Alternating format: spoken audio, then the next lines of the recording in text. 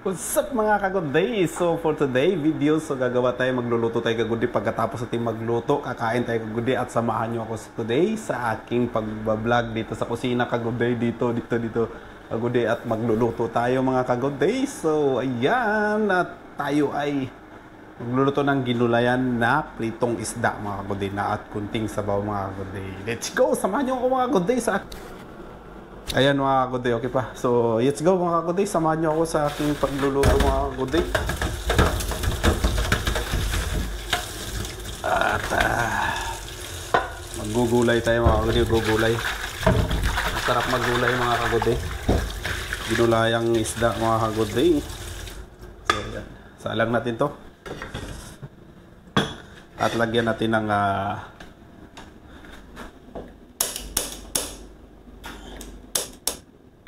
gugulay tayo mga kagoday dahil masarap maggulay. So, ito yung gagawin kong gulay ngayon. May kalabasa. So, hiwain na dito mga kagoday. Yan.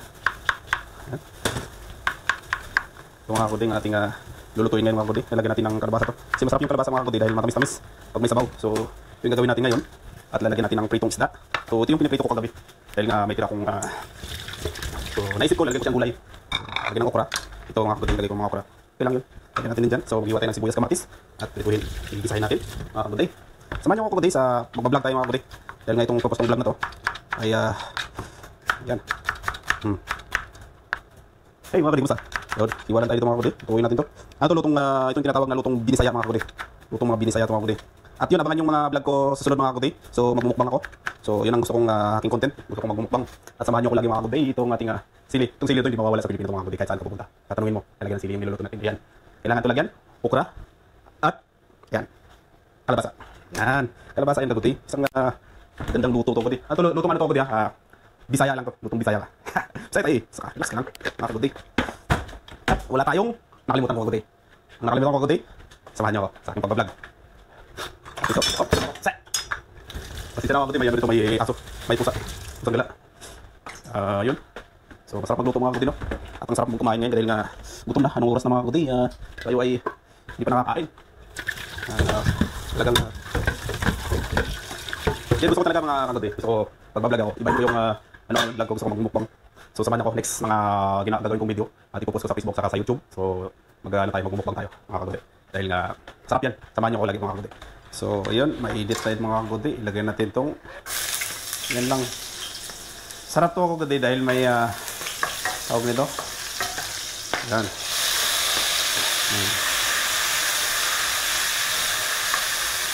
Luto tayo mga kagoday dahil gutom naman. Wala namang magluluto sa atin. Tayo lang luto.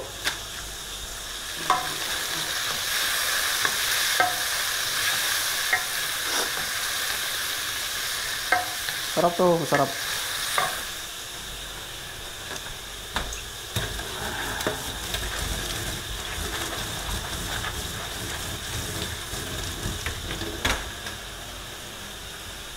Tapos lagyan natin litos. Yun lang yung gulay natin dito mga kagoday. Ano sana to? May okra. Ay ito, may okra na pala. Sorry. May talong. Kaso yung talong pala, nakalimutan kong pa. Tapos wala na, naiwan ako ng bus. So, yun, iniwan ko na lang doon. So, di ko na sa sinasali sa pagbili. Kasi wala na ako, may iwan ako ng service ko. At ayan mga kagoday. So, ipagpatuloy at tayo dito sa rep na to kung ano yung laman at doon na wala tayong makita.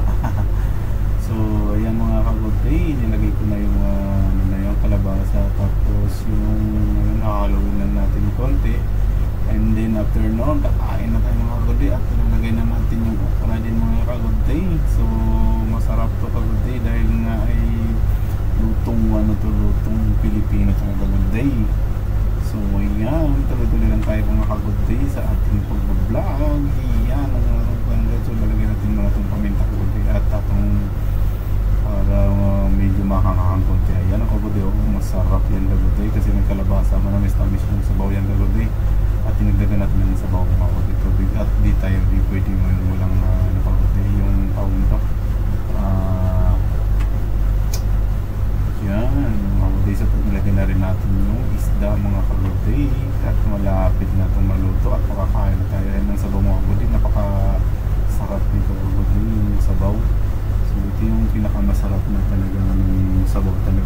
pritong isda. So lalagyan natin ng sabaw.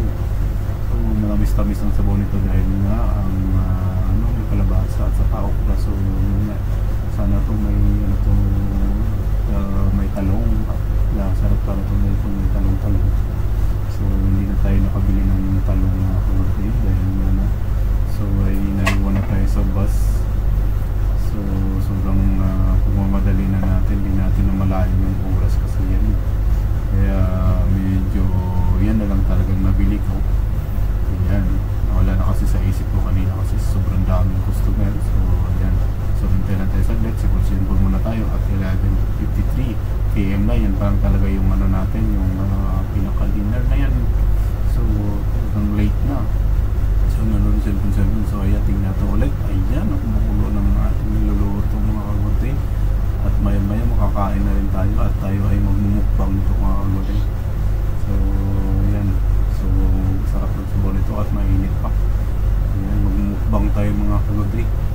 Katapos na magmumukbang tayo at hindi tayo kakain sa room. So medyo kunting-kwentuhan lang at okay na. So napakasarap nito. At tayo naman ay kakain lang. So gusto natin na tuloy-tuloy natin itong so yun ang gusto ko talaga nga yung magbablog ako ay pamumukbang na ako mga kagudi at may kinukuha lang ako ng kagudi dun sa room ko. So ayan, ay kukunin ko lang muna yun dahil nga ay ito yan, okay na. So medyo malambot na at okay na yan. So kinuha ko lang kasi yung nilagyanan na parang may malaki. So doon ko ilagay lahat ng mga niluto ko. At ayun, ay luto na mga kagudi at ito ay makakain na tayo. At pwede ko na itong isasalin dito sa na to. Ayan, ilagay ko na lahat ng mga kagudi at di ko na talagang kung pa at ilagay at tingnan nyo naman ng init pa talaga ng sabaw mga kagudi. Ayan, wow, at ayun, napakasarap ng sabaw yun. At let's go, tara na mga kagudi at pupunta na tayo dun sa room ko at para tayo ay makakain ng mga kagudi. So yan, so at pag nakagat na dito ang aking kinakain at ito nga yung room ko.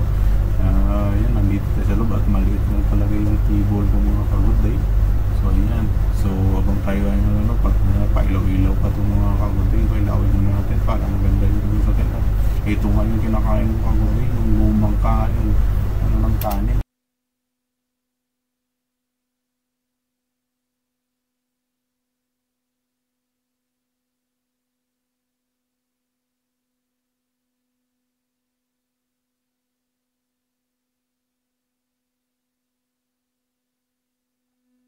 Mic ko, so nagpalit ako ng mic. Nalubot siya. So di nyo narinig yung kinain ko. Oh my god. Okay, okay lang mga kagudi.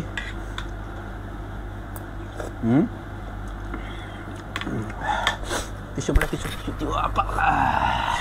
Kasi magkakamay tayo eh. Ito talaga mga Pilipino kagudi, mahilig talaga magkakamay.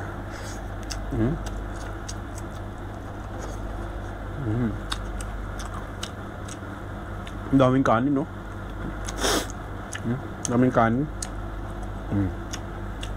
Diba? Yung isda ko, nakakain ko rin talaga. Kasi nga, yung ginagawa ko kasi, pag prito ko ng isda, talaga hindi ko naman talaga maubos. So, may sikang option na gawin mong ganito, may sabaw. Para makain mo siya ulit, diba?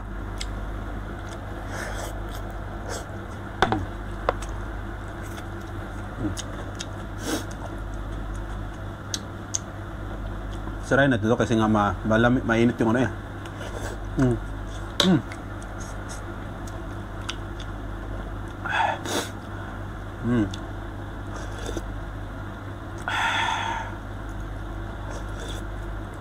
Hindi ko na malayan na nalubat na pala yung ano ko, yung mic ko. Sayang. So kagad di ko maubos yung di ko maubos tong ulam na to. Dami. So ibig sabihin, may ulam pa ako bukas nito. Continue pa tong ulam ko bukas, pero masarap siyang kalabasa. Ang sarap talaga ng kalabasa mga kagudi. Ang sarap ng gulay. Talagang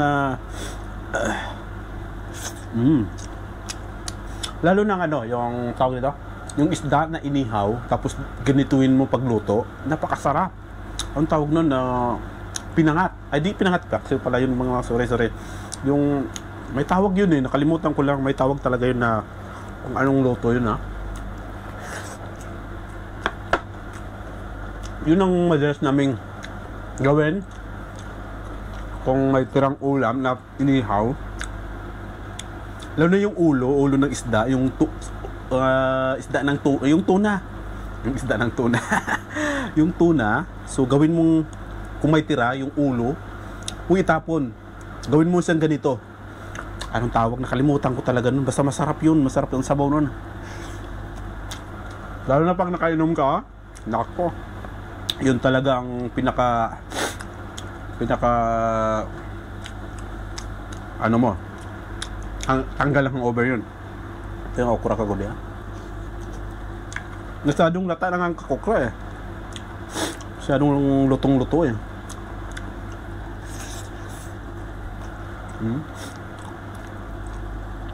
Sarap kagod eh.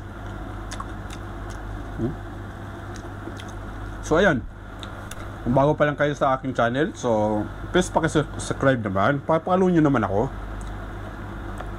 Yun, kahit nyo, di ba, palo nyo lang ako.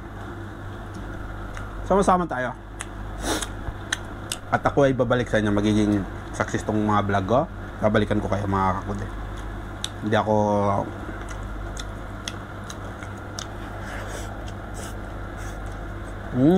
sarap. Ito yung ulo na to. Pritong isda to ha. So, sarap kainin to. Walang tapon to pag kainin mo to. Oh. Sarap.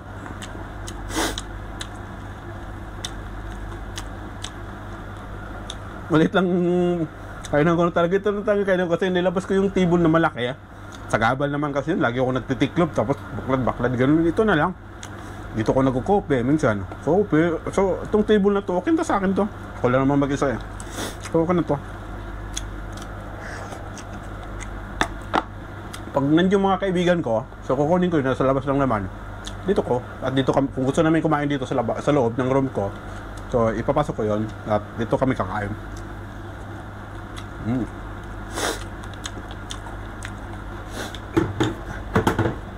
Sarap.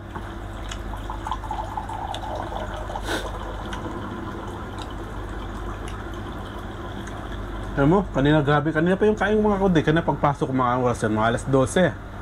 Ay di, mga 11:30, kumakain ako. Tapos ngayon ulit, anong oras na? Ngayon lang ako ulit kumakain, 11, mag-anong oras na ba? Mag-alas 12 na rin. So, grabe no? Na ano lang ako, na ano ko, laging nagkakape ako. Kape ako, pero lakas ako sa tubig din.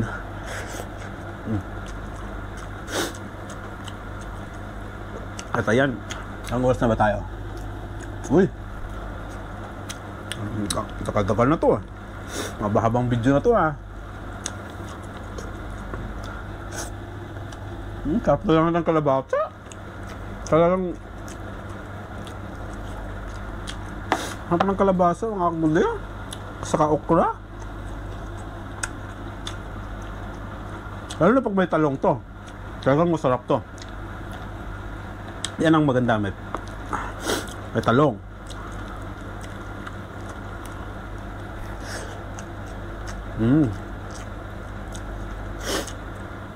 Grabe, naubos ko pagod yun. Tinan mo yung kinakain ko. Grabe, naubos ko. Hanggang masarap talaga kumain pag nagkakamay ka, no? Ito pa talaga kagundi. Pag kumakain ako,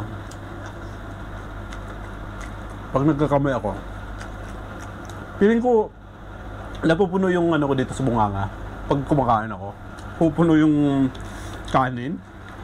Sabi ko, pero hindi naman no. Wala na ba kayo nakita ako dito? Wala no. Diba? Comment nga kayo Gudi kung may nakita kayong kanin sa bunga ko. Baka hahabulin ako ng ano nito, hahabulin ako ng tawag nito, manok, 'di ba? Ganyan yung sa atin, 'di ba? Pag ganyan daw, pag may kanin daw sa bunga, may kanin ka sa paa, may kanin ka sa hanggasan, hahabulin ka daw ng manok. Dahil nga, yun nga daw. Sarap. Sarap kagod eh.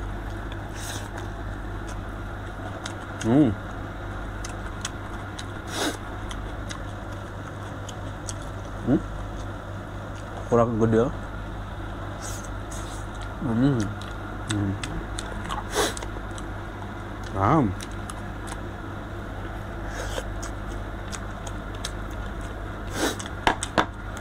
Sosyal, nakakain, nakakarpet ka pa.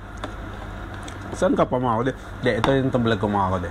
Susunod siguro pag kumakain ako, pag nagbubukbang ako, pupunta ako sa mga sa park, doon ako kakain. So gagawin ko siguro magluluto. Dito ko nalulutuin, no? Tapos bago dadalhin ko doon. So, yun ang mga plano ko eh. So, yun ang gusto kong mga content eh.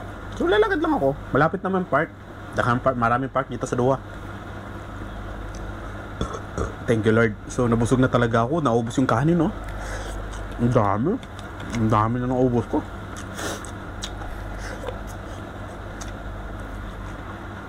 Ginutom kasi ako mga kode. Parang lubat lang muna itong mic ko ah. Lahat na lang gamit ko, puro lubat. Ano nangyari nito? Hindi free flip. Sarap. So mga ka-good day. Ang sarap ng sabaw. Di ba yung sabaw na kunti lang, tapos yung talagang gulay, naglalasas yung gulay ah.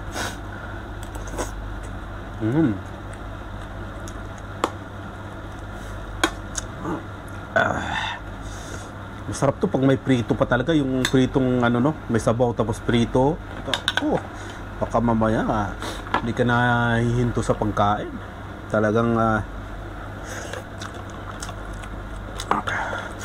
talagang naubos ko kagod eh. Ang dami kong kinain. Ang dami kong nakain. So thank you Lord. Yan. Diba nakita nyo kanina yung isang tuundok na kanin, yung gano'n, yung lumang kanin. Nantira ko kasi kanina umaga yun, mga kagod eh. Tapos yan. Ang sarap. Perfect. Diba? Naubos talaga. Diba? Tapos, ano pa natin ng kalabasa. Bulan ng isang okra. So, may tira pa tayong kanin. May tira pa tayong ulam. Dami pa nito mga kagudi, oh.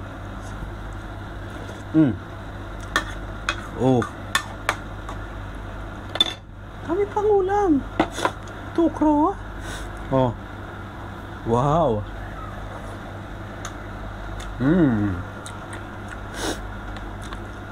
Kaya kayo ng mga gulay ah.